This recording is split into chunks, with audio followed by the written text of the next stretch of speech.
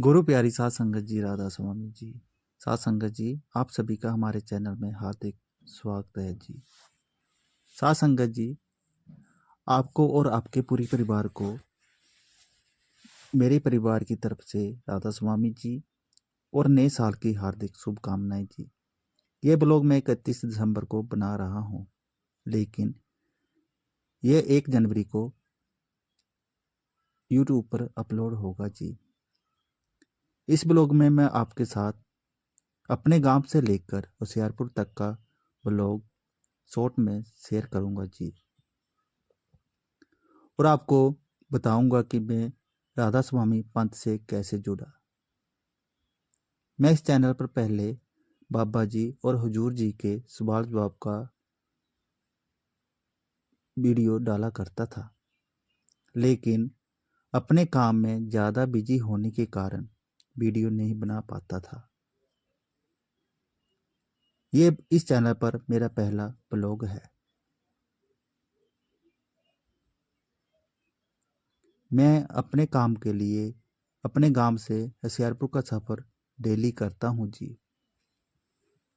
मेरे गांव से होशियारपुर का सफ़र लगभग एक साइड से 75 किलोमीटर पड़ जाता है।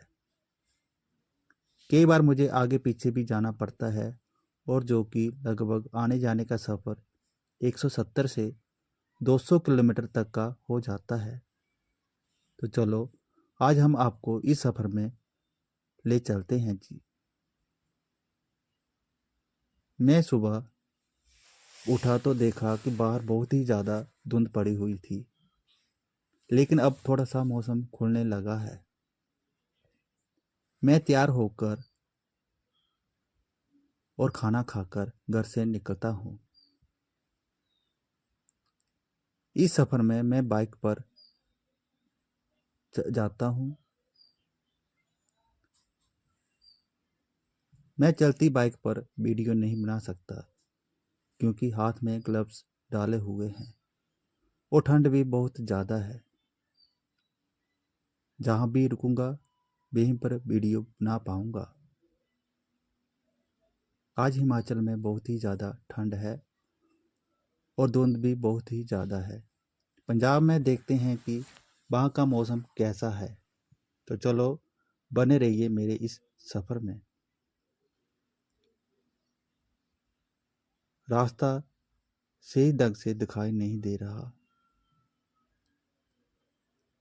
अभी यहाँ पर तो ट्रैफिक कम है।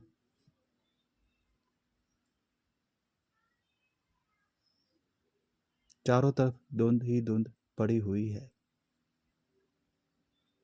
यह चौकी मनियार का मंदिर है। यहाँ पर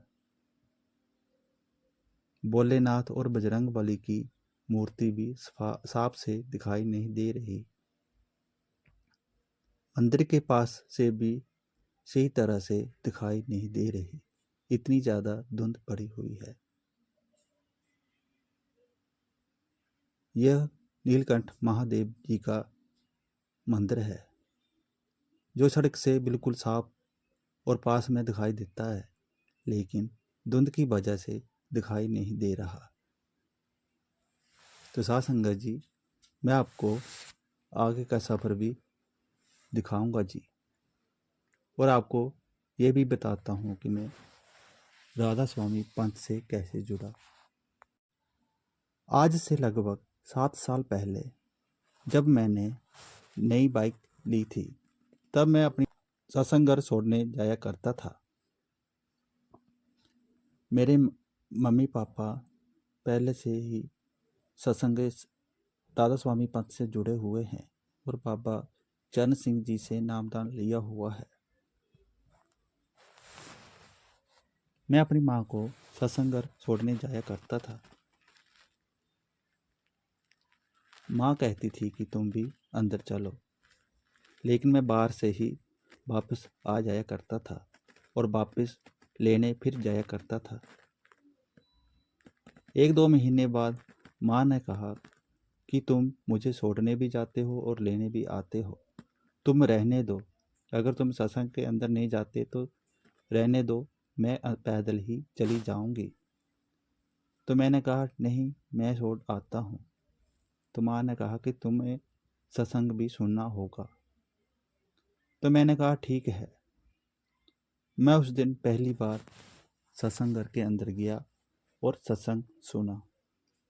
जैसे ही सत्संग के बोल मेरे कानों में पड़े, मुझे तब एहसास हुआ कि जो सुकून सत्संग में सुनकर मिला वो मुझे आज तक कभी नहीं मिला था।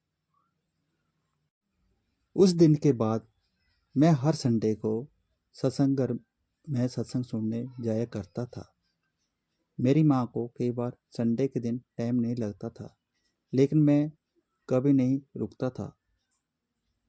मुझे एक आदत सी बन गई थी। मुझे उसके 1.5 साल बाद बाबा जी से नामदान की बख्शिश हो गई। नामदान के बाद मेरी जिंदगी बिल्कुल ही बदल गई। जिंदगी में सुख दुख का कोई भी प्रभाव नहीं पड़ता था।